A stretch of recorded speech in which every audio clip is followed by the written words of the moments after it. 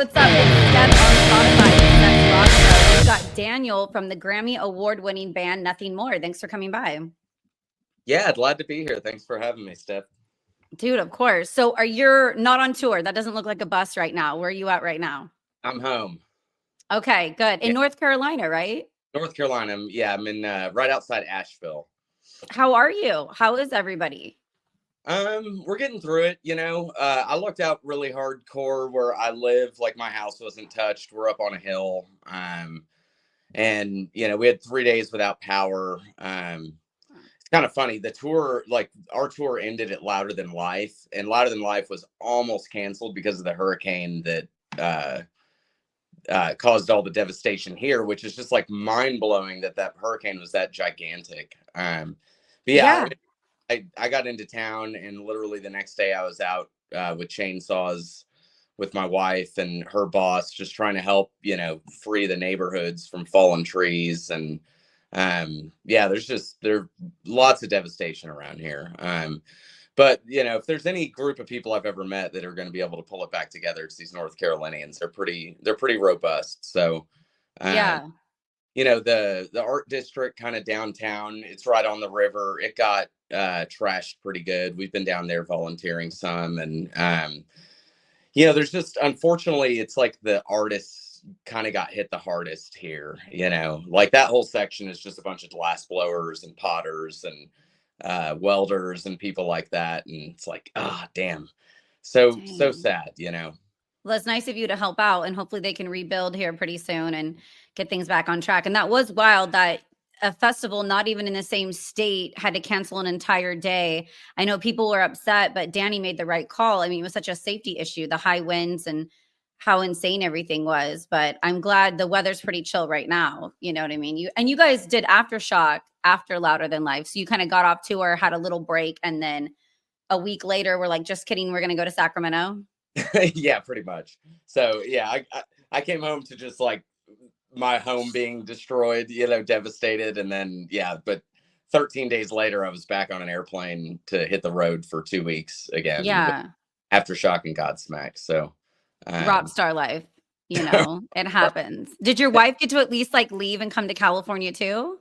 now she stayed. Oh, dude, man, that's a good wifey. She's like, I'll take care of everything. You go to Sunshine State.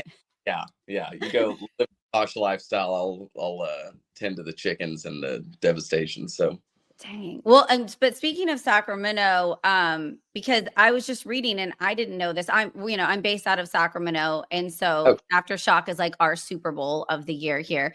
I read that in 2013, you guys were one of the only bands to play twice.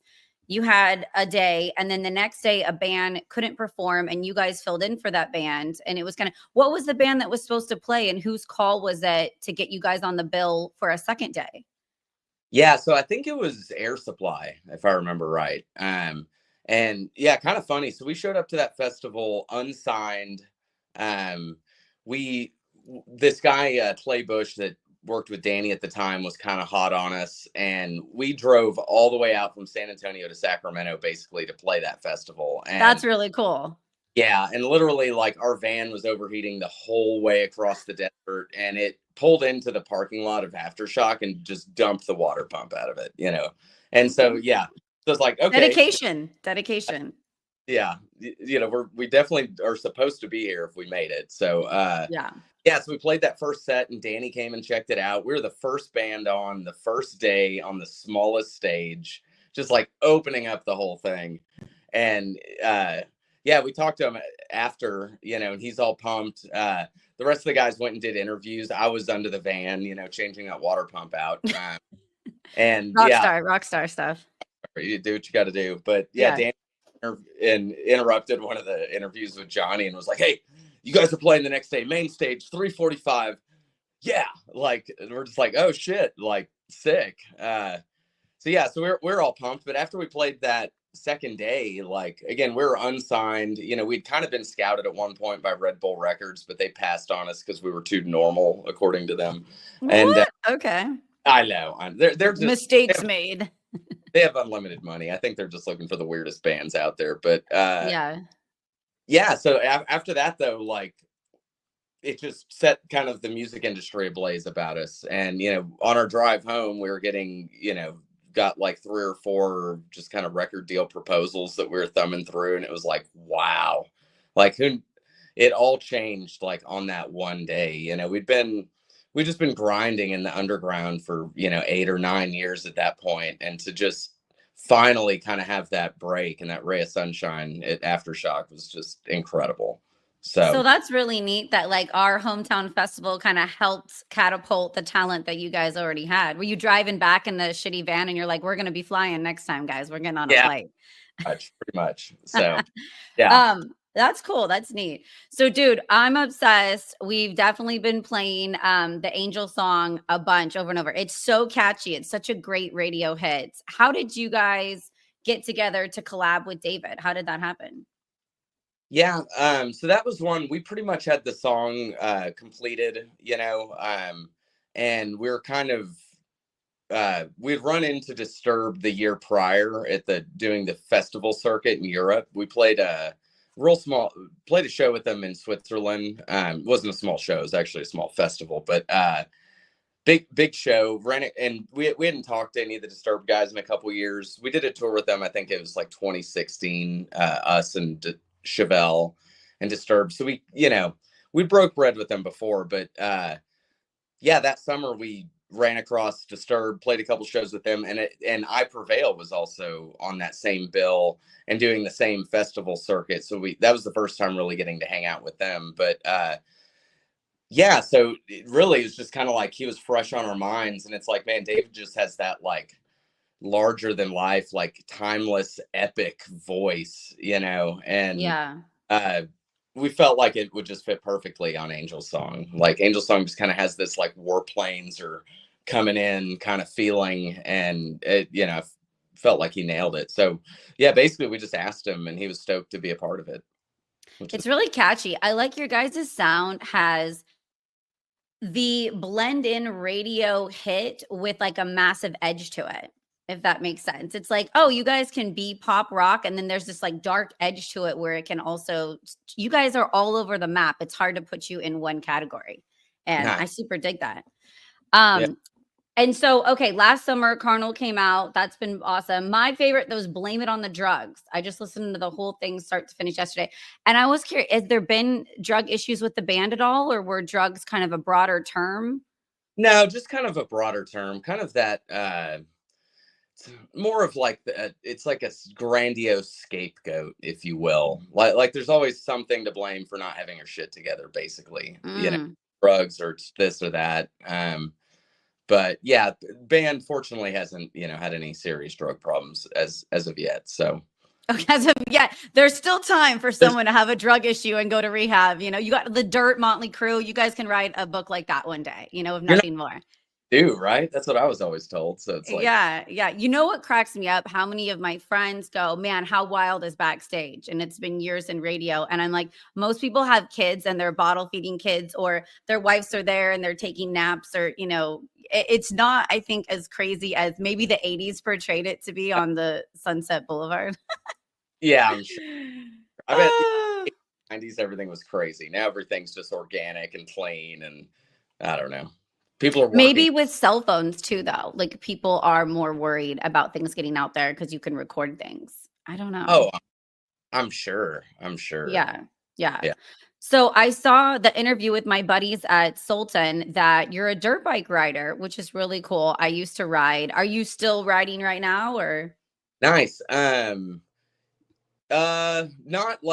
very seriously. Like I think I mentioned that interview. I got hospitalized a couple years ago, and that it killed the obsession. Like I quit riding for 20 years, and got back into it about 4 years ago. And I was at the track, once, twice a week kind of thing, just hitting it, stoked to be working my way up to all like the biggest jumps again. And but yeah, then I got laid out, and nothing serious. It just kind of freaked me out, Well, and it sounded serious. You said like ruptured lung. I mean, it sounded oh yeah, painful. collapsed lung. Yeah. Oh Yeah. yeah. Horrible. Yeah. Collapsed lung. Bunch of ribs were messed up. My fractured 3 vertebrae, which actually that was nothing. I never even really felt that. And then I had like a huge like piece of my side was just filled with pus, I Oh, guess. that's hot. Felt skin That's loving. Yeah. And yeah. that was actually the thing that hospitalized me. Is like, we can't drain it. Dang. We have to watch you in case they're real prone to infection or something like that. But You guys yeah, should have shot a music video during that injury, and then you could have like pushed on it for the pus to come out during some epic music video, and everyone's like, "That looks so real. That was crazy." that looks so real. Yeah. Yeah. Yeah. We're on a pus. I have it. Yeah. But Are the other guys in the band, are they concerned at all about you wanting to ride dirt bikes or do any extreme sport? um I haven't, there I haven't been lectured about it or anything or told no. Okay. And I'll bring a mountain bike out on the tour with me, and they see me. I can hold a wheelie forever, and I'm just like, riding down the street on one wheel. And so far right now, the only person that's been injured on tour is Johnny, and it's from doing jujitsu. So it's like, Oh, we kind of ride that line. I mean, if I hurt my hands, hurting your hands, I feel like is pretty easy to do. It'd be really hard for Johnny to actually hurt himself enough to not be able to perform a show. But yeah. that's the thing I'm always worried about. Go over the handlebars, break some fingers. Then what do? I'm like up there with a keyboard. Yeah, Um, no, but, totally. It's but hard being an adrenaline junkie though and not getting to fulfill that rush. But performing on stage is the same high as dirt biking, snowboarding, it's a similar rush. yeah, totally, totally. So do you still ride, or I take it you're in a sport? No, so similar to not I'm not a rock star, but I'm a mom, which Oh, I have to take care of young kids. So if I get injured, there is nobody to get them around town. So I snowboard still and I skateboard because I think I'm 12, but nothing too extreme. My older son rides. So, and it's a mini bike. So I'll get on it if I have a couple beers, which is, but that's the riding I do now. Like, a little street on the dirt bike on the street, which is, I don't know, maybe yeah. not the best idea, but it's really fun. Okay, so you guys are from San Antonio, but have you guys all, I know you moved, did you guys all scatter and move, or is anyone still in Texas? Mark's still in San Antonio. Okay. We basically kind of moved operations to Nashville, Tennessee. So Johnny's in Nashville. Ben's looking at places right now, our drummer. So he's moving to Nashville soon. And I lived in Nashville when I was 18, and I didn't want to go back. So I'm 4.5 hours away in the mountains. So So it's you like, can make it there. I need to go to Nashville. That's like the hot. So I was in LA for a while. I was in Austin, Texas. I did the hot spots, but I've never done Nashville, and that is on fire. I mean, that is I, where the music scene is. I know it's crazy, like to have, you go out and there are so many rock bands there now. When I lived there, it was years and years and years ago, and it was mainly like Christian, contemporary Christian and country. That was kind Yeah. of, Nashville's the buckle of the Bible Belt, as they say. Yeah. but now there's all these great producers out there for rock, Dude. and I think some of the Papa Roach guys are there. Um, some of the Wage War guys are there. There's just tons of people. Some of the Nothing More Every guys. band, like New Medicine, what is Dose of Adolescence? Every band I've had on recently, it's like, oh, we're now in Nashville. And I'm like, dang it. Well, I gotta get to Nashville, but I probably won't Yeah. want to come home. And it's so much more affordable than California. Yeah, I always wanted to do the LA thing. I think LA is like the coolest, but Dude, I did it when I was young and it was so perfect and fun, right? And I was hosting the rainbow contest and I was at the Viper every night and Key Club and I was in my 20s, but I can't do it now. Like I visit twice a year, but I am like, I cannot party here. I cannot live in Hollywood. It's too much fun. It is way too much fun. too much fun. Yeah, no, I'm too old to be in the fun center. So Sacramento's great because it's a little bit fun, but like for old people. It's old people Yeah, fun. Yeah, yeah, small clubs. You know what I mean? Okay, right. can we do fun random questions? Yeah, let's do it. Okay. Lemmy or Flea? Lemmy or Flea? Oh, Flea all the way. Okay. I like it. Have you ever performed butt naked on stage? Like Uh, Flea? have I? No, underwear is as close as I've gotten, and even then, it Did was you doing. see his Woodstock performance butt naked? Yeah, one of my first like internet experiences is I was looking up like the Red Hot Chili Peppers at Woodstock. And it was so funny because the first picture that pulls up, it's slowly loading with the dial up. And I'm like, what are these feet doing up? And it's just Flea doing a handstand with his bass, butt ass naked. Yeah. Yeah. I mean, that I gotta ask. Okay. And then KTM or Yamaha? Uh, I own a Yamaha, but I think KTM. Yeah. I'm KTM all the way, but I'll forgive you if Yeah. you ride Yamaha. Arena or festival? Ooh, man, festival. Yeah. Isn't it neat when you have friends and other bands and you get to see them, or you even discover a newer band that you haven't heard of that you dig? I love Yeah. that. Oh, it's the best. I didn't really understand it till we started playing them, but it's like, oh, it's so easy to like. There's so many bands you can check out. It at first I looked at it from like the artist perspective, where it's like, oh, cool, you get to see your favorite bands in their worst environment. Yeah. That's Yeah. kind No. of And you fun. you travel all this way for like a 25-minute set sometimes, and then it's like, Totally, damn. totally. But when you just go to one, it's like, oh, okay, this is so rad. And Yeah. on our end, like the amount of just like cross pollination exposure, like so many people see you there that have just heard the name or just heard a song kind of thing, and they get to kind of put the pieces together. So it's a ton of fun. Plus, like people dress up, and you see Power Rangers crowd surfing, and I'm always Yeah. just so surprised by people at I these. saw a bag of hot Cheetos at Aftershock, like the giant one, like blown up. And I'm like, God, that's amazing. But it's hot too. I don't know. That's dedication. Yeah, Okay, serious or silly? silly. Okay. New metal or divorced dad rock? Oh man, what is divorce dad rock? So for me, it's like Nickelback, Crossfade, Drowning Pool. Like, like you can go to a strip club and hear it, or like you just got divorced and I don't know. Gotcha. That's Three hilarious. Doors Down, like the 90s, you want to have PBR in the garage and throw some tools. Right, right. I would say new metal. Yeah. I like both. Like I can't I choose I because think it depends on my mood. you can hate on Nickelback, but like there are so many situations where like a Nickelback song is exactly what is correct, 100%. and it just fills the room with energy. And God bless. Yeah. No, did you see the documentary? Oh yeah, yeah. It was good. It It was good. was really good. I didn't know I they've feel, been through all that. I feel bad for the guys, I because know. they seem just so kind of normal and like nice and just like kind of hurt by it. Yeah. No, the guys at Pop Evil came by the podcast and they're like, we didn't know we were gonna cry watching a Nickelback, documentary. And I was like, I know, I thought this was gonna be silly, like naked chicks in the background, Chad's with them, and it was deep. It was deep. Yeah, it was. Okay, would you wear dress shoes, cowboy boots, Converse, or Crocs? Dress shoes, cowboy boots, Converse, or Crocs. Oh man.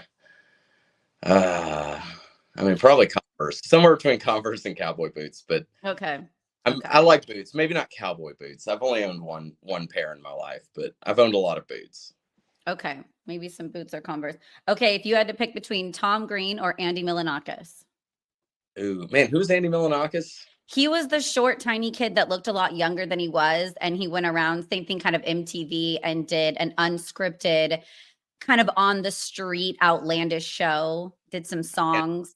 I think I know. I'd say Tom Green. Tom Green was pretty funny. I feel like he was one of the pioneers of that ridiculous stuff. So Yeah, a clip just started going viral where he has Joe Rogan on his show, and he's explaining to Joe Rogan about pretty much a podcast, and that Tom Green started podcasts, and I didn't even realize that when he had his show on MTV. So that's I, cute. yeah, I remember hearing about that too. Now that you mentioned it, that's Yeah. cool. Okay, Beavis and Butthead or South Park? Ooh, South Park all the way. Yeah. Yeah, that's Yeah. good. Well, dude, Daniel, thank you so much. May 9th, you guys come to Sacramento. So everybody's got to check that out and check out the Angel song. It's phenomenal. Thanks so much for stopping by Steph's Rock Show. Hell yeah. Thanks for having me, Stephanie. I appreciate it. Anytime, dude. Yeah. And if anybody out there wants to take me dirt bike riding, just hit me up. I'm ready. Okay. Next time you're in Sac, you could go with my son. Yeah. Yeah. Let me